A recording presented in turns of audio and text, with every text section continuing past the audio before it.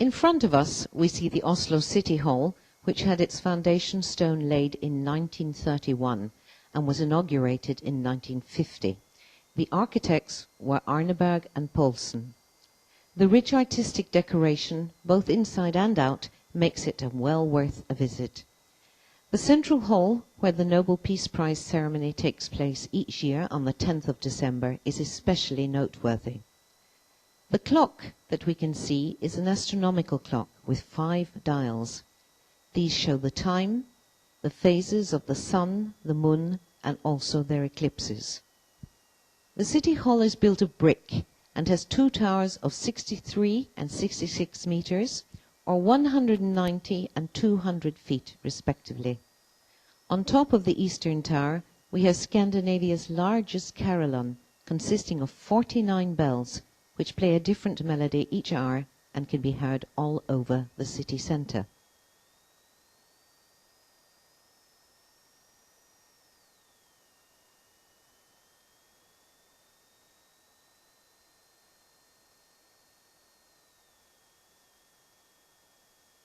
The next stop is the Parliament.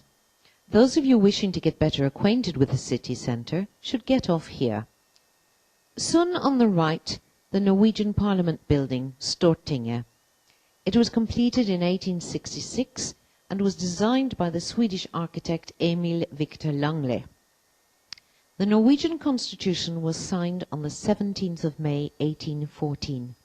However, Norway did not become an independent nation until 1905, when there was a peaceful dissolution of the union with Sweden. Crossing in front of us is Oslo's main street, Karl Johans gate, which runs from the central station to the Royal Palace.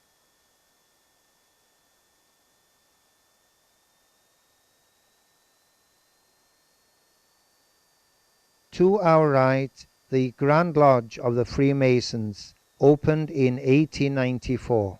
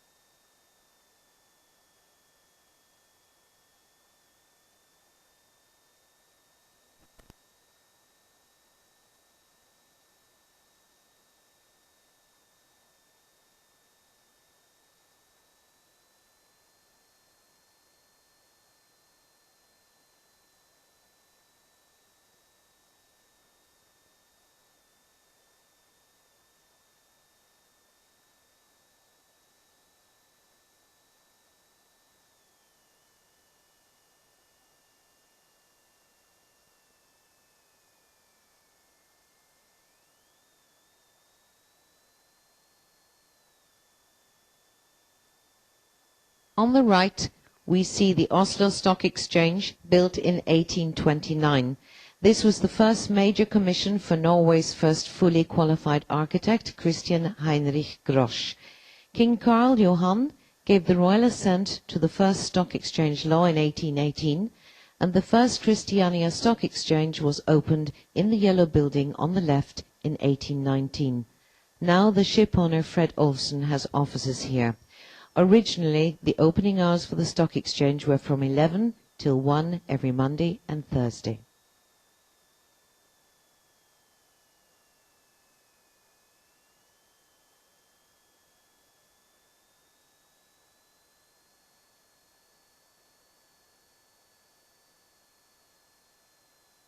We have the Customs and Excise Museum on the right.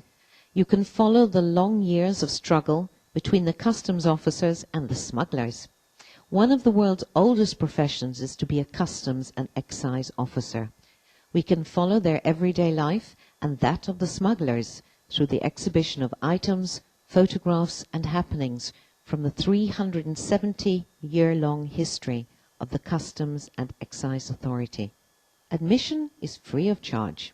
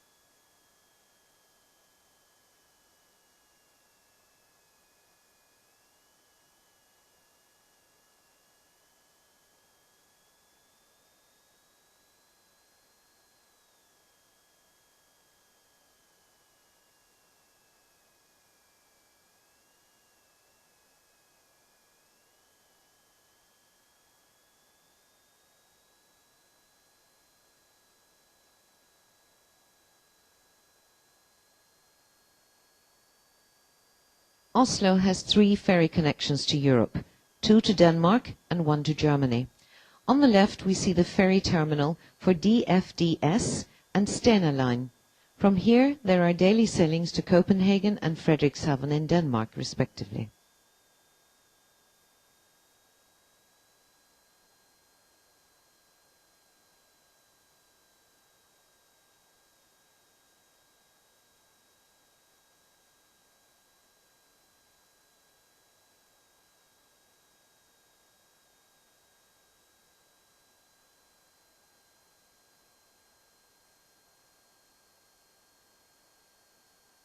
This dockside is where the cruise ships berth.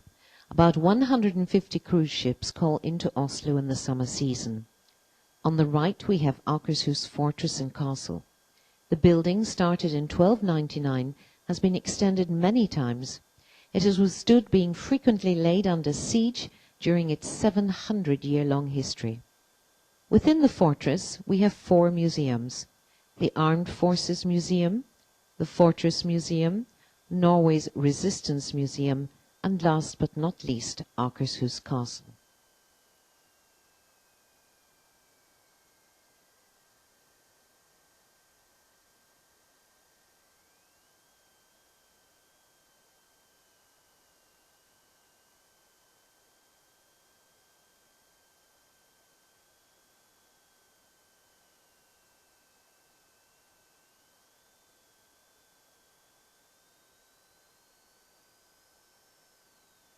Our next stop is at the cruise terminal. There is a tourist information office and an arcade with tax-free shopping possibilities. The terminal is open when there is a cruise ship in port. Those of you who wish to visit the Akershus Fortress with its museums should get off here. The entrance to the fortress is through a small gate 100 meters or 300 feet ahead on the left-hand side. A bus from City Sightseeing Oslo will stop here every half an hour.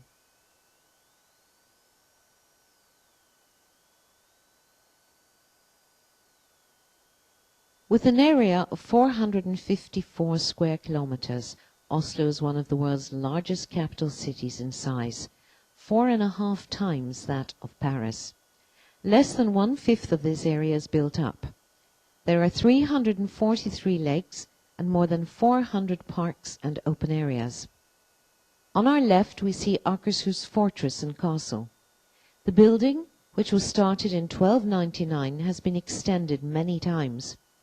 During its over 700-year history, it has withstood being frequently laid under siege. There are 4 interesting museums within the fortress: the Armed Forces Museum, the Fortress Museum, the Resistance Museum, and last but not least, Akershus Castle. Oslo has 3 ferry connections to Europe, 2 to Denmark and 1 to Germany. On the right, we see the ferry terminal for DFDS and Stena Line. From here, there are daily sailings to respectively Copenhagen and Frederikshavn in Denmark.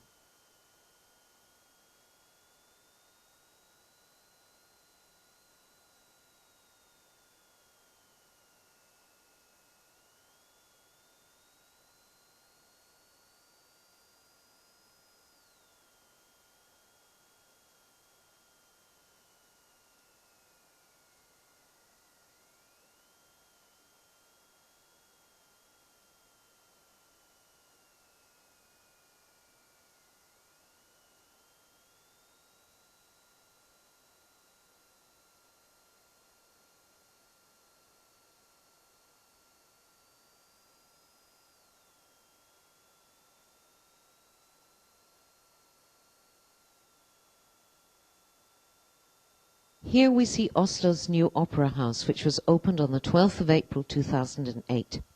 The opera house was designed by the Norwegian architect company Snøhetta, who also designed the library in Alexandria.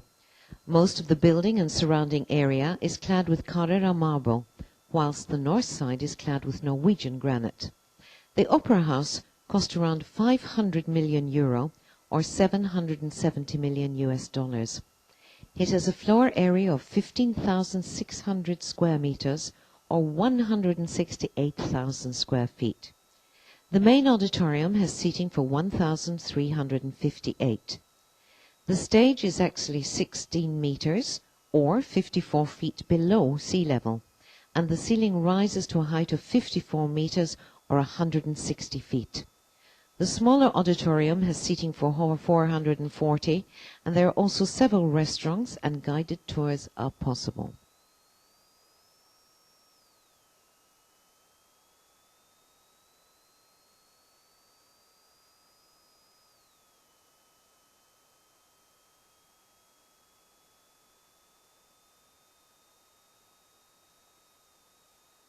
Oslo's history starts in the Middle Ages. We believe the first settlements were from about the year 1000. The settlements from the Middle Ages was at the foot of Ekeberg, the hill in front of us. Oslo had about 3,000 inhabitants around the year 1300. The town was the seat of Håkon V, who started the building of Akersborg, which later became Akershus Fortress. Today, in the area of Gamlebyen, one can find remains and ruins from the Oslo of the Middle Ages. In the Ruin Park, we can see the ruins from St. Halvard's Cathedral from 1100 and of the Olav Monastery.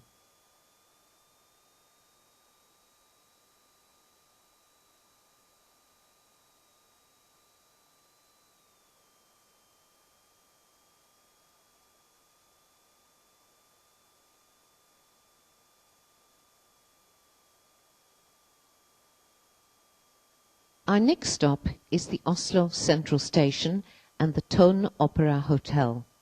Those of you who wish to visit the Customs and Excise Museum should get off here. Most of the city's public transport is available here. A bus from City Sightseeing Oslo will stop here every half an hour.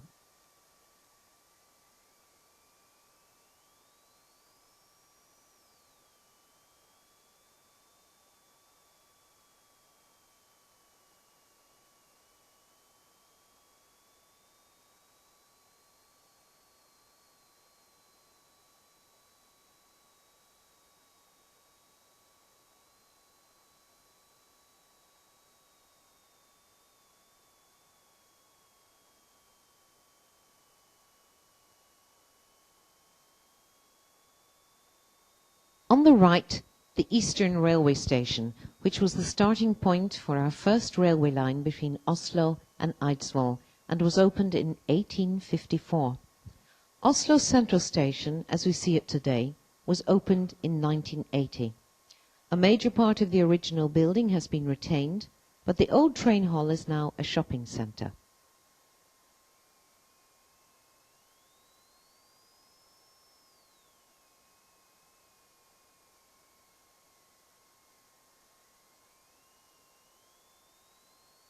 Soon on our right is the Central Station Square. The station square is a central hub for public transport in Oslo.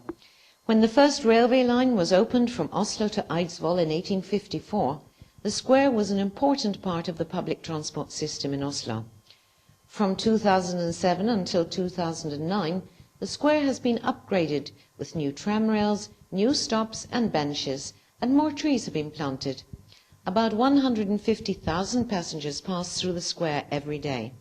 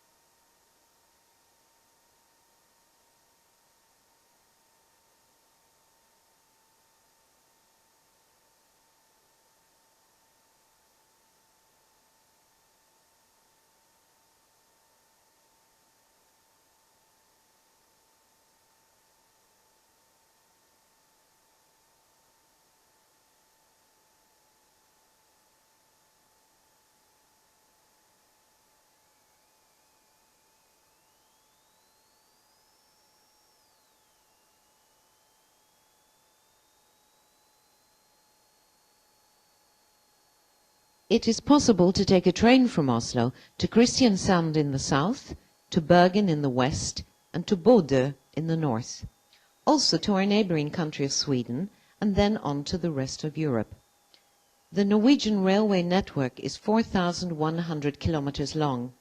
Express bus routes cover the whole country. The high-speed train from Oslo Central Station to the airport, Gardermoen, departs every 10 minutes and takes only 19 minutes. It has a top speed of 210 kilometers per hour.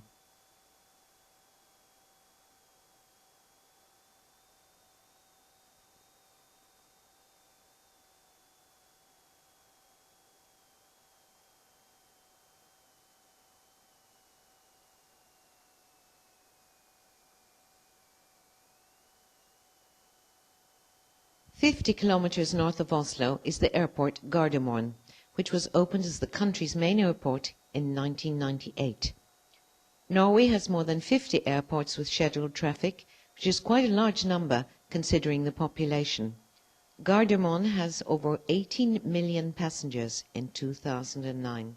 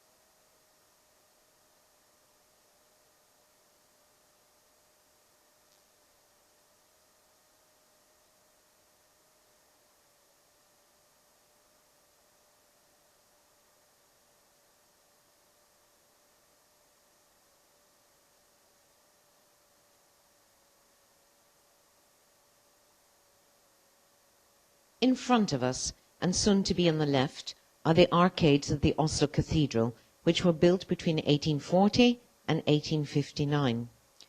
Before the arcades were constructed, there were butcher's stalls here.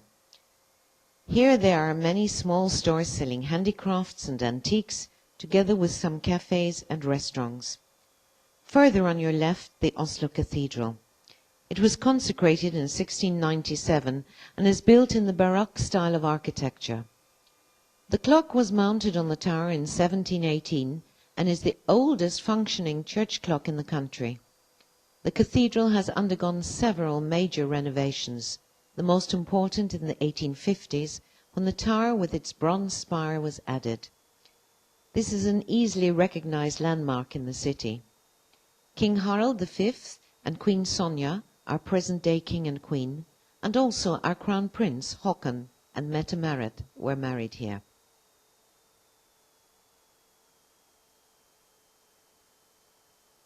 The area now known as Stortorvet was a swamp until 1736. The trading at the original city market had increased to such an extent that more space was needed, and it seemed obvious to follow the old tradition of placing the market beside the church. All inhabitants of Christiania were ordered to come with spades and hoes to construct the market square, and the more prominent inhabitants supplied over 2,000 cartloads of earth and stones. The order was not that well received, but the work was completed, and the market square was opened in 1736.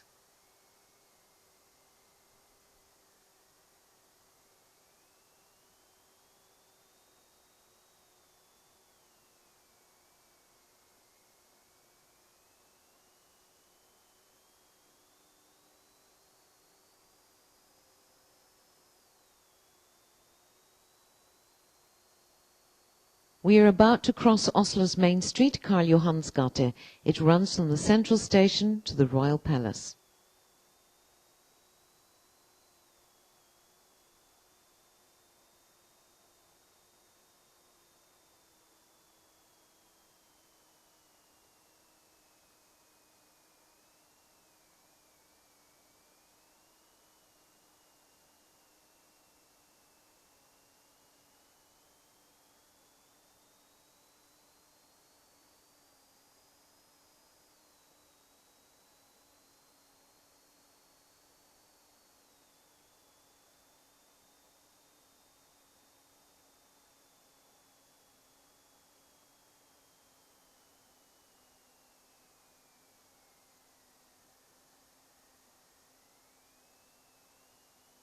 On the left is the Houses of Parliament, Stortinget. It was completed in 1866 and was designed by the Swedish architect Emil Victor Langle. The Norwegian constitution was signed on the 17th of May in 1814, but Norway first became an independent nation in 1905 after a peaceful dissolution of the union with Sweden.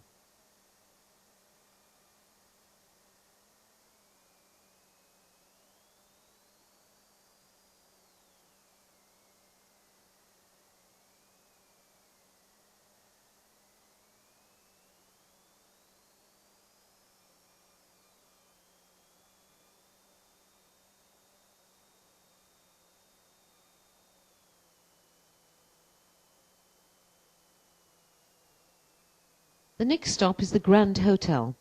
In front of us is the Royal Palace. The surrounding park is open to the public. The changing of the guard takes place daily in front of the palace at 13:30. Those of you wishing to explore the city centre or visit the National Gallery or History Museum should get off here. A bus from City Sightseeing Oslo will stop here every half an hour.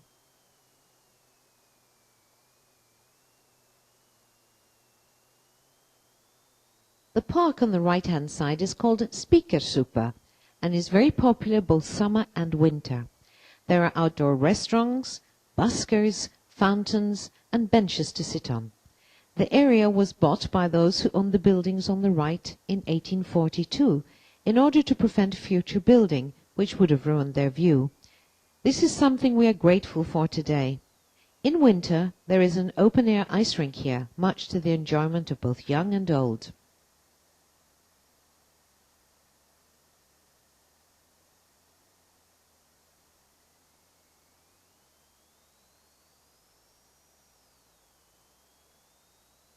To the front, on the right, the National Theatre from 1899. In front of the theatre on the left is a statue of Henrik Ibsen, and on the right, one of Bjørnstjerne Bjørnson. Henrik Bull was the architect. The original interior is a new Rococo style.